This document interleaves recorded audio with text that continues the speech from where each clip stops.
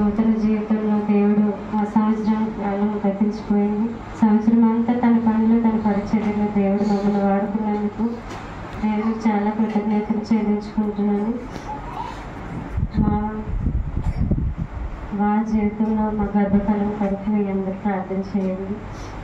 ఇంకా ఫలించాలి, నేను నా కుటుంబం దేవుని సన్నిధిలో ఎదగాలి, ఇంకా బలమైన పరిచర్య చేయాలి, అనేక నూతన ఆత్మల రక్షణ కొరకే పని చేయాలని మీ అందరూ అనుకున్న ప్రార్థన జ్ఞాపకం చేసుకోండి. చిన్న సాక్ష్యం ముందు వెదకినా